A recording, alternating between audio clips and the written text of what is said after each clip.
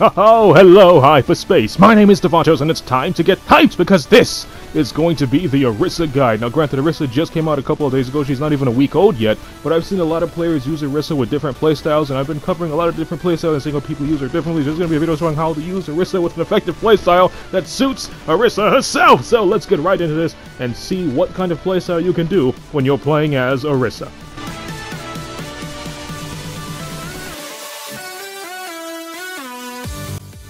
So, as we covered in the last video, Orisa has 400 health, which means she is not as durable as the other tanks. Every other tank except for Zarya can actually sponge more damage than Orisa can. Now, granted, Orisa does have her Fortify ability, but on default, Orisa moves very, very slowly. She kinda looks like she runs as fast as Zenyatta, which is very slow.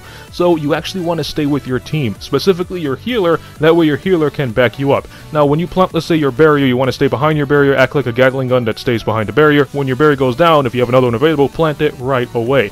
But if you don't, fortify yourself and quickly get to cover. Now you see that Reinhardt there? He's kind of like refusing to group up. That's a bad move on Reinhardt's part. Now if you're a Reinhardt player and Orisa already plants her barrier, you want to stand behind her barrier, wait for her barrier to be destroyed, and then, you let out your shield and stand up front, basically simultaneously switching between barriers for a basically infinite barrier defense. What this Reinhardt is doing is he's just mixing both our barriers up, both our barriers are taking damage, and we're basically throwing one barrier away, but preferably his, because I have another one saved up.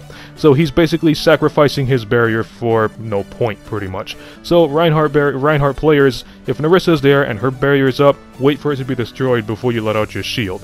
So with Orisa, she's weak against quite a few people. As we covered in the last video, her gun has her bullets in her gun have travel time, which means it's going to be difficult to hit fast-moving targets or targets who are constantly moving, like Pharah.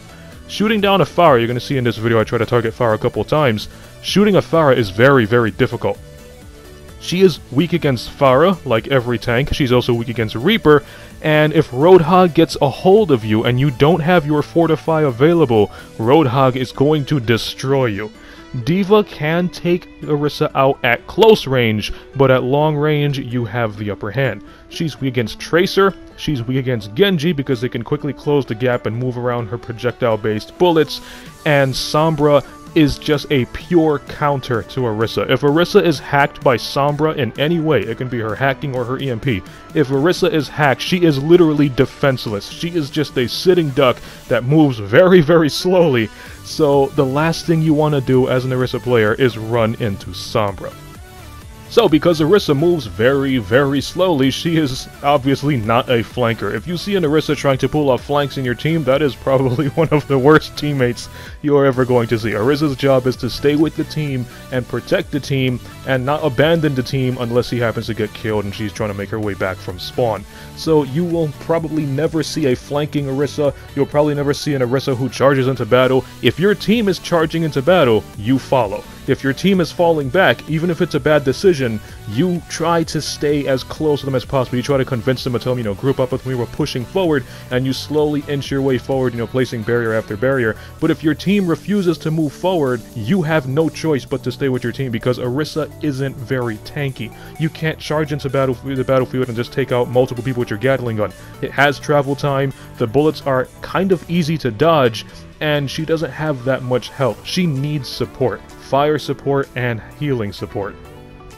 So let's talk about Orisa's Fortify. You want to treat Orisa's Fortify kind of like how you treat Roadhog's hook. You don't want to spam it, you want to save it for the right moment. And I'm not saying you never use it and only use it before you get that quad feed, but just as you use Roadhog's hook, you don't want to be hooking everybody. It's the same thing with Orisa. You don't want to be using your Fortify with every time you get hit by that one bullet. And I say this because let's use Mei for example, right?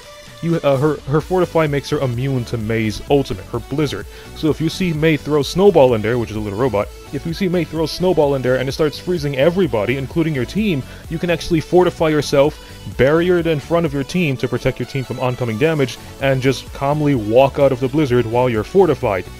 Mei's gonna see this, and she's going to see that there is an Orisa just waiting for her to step in and start getting them headshots, making Mei, well, not do that, because nobody wants to step up to Orisa, especially for Mei, because Orisa is a counter to Mei. Yes!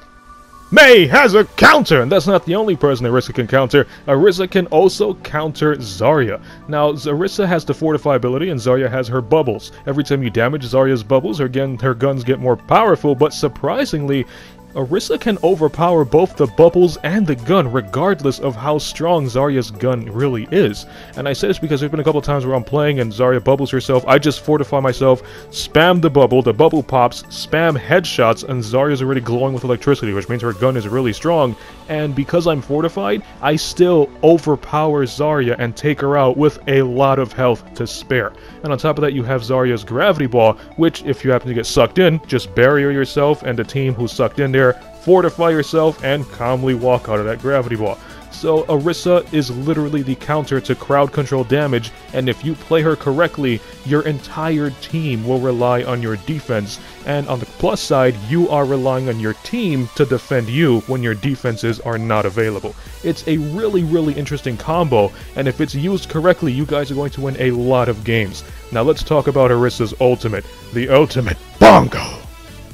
So as I said in the last video, Orisa's bongo is very, very powerful, and it can easily be countered by fast-moving heroes. You see right there, I place a bongo, I place a barrier defending it, and a Genji sees it. So Genji actually comes and destroys my barrier, and I'm trying to defend it, but there's not much I can do because Orisa can't target fast-moving heroes like Genji or Tracer. Granted, I take Genji out right there, but we still lost the bongo. So if you see an Orisa place her bongo, you want to protect it as best as you can. It's only out for 15 seconds, so it's not going to take too long to destroy it, and you shouldn't turn all your attention to it, but it's a huge game changer, so keep it alive as best as you can. That's basically about it when you're playing Orisa. So in a nutshell, you want to stick with your team. You're basically like Lucio, stick with your team. You want to keep your team alive with your defenses, and when your defenses are unavailable, you want to rely on your team to keep you alive while your defenses recharge. Don't go solo, don't flank, you're too slow, you're too vulnerable for that. And if you see a Sombra incoming, tell your team you want to get rid of Sombra as fast as you can. If you see like a Reaper or somebody coming to you, fortify yourself and try to find some way to deal with these high DPS heroes, because that is Orisa's weakness. So if you liked the video, punch that like button with a mighty force. You can follow me up on Twitter at DavantosMan, and as always, I'll see all of you in the next video. Have a nice day.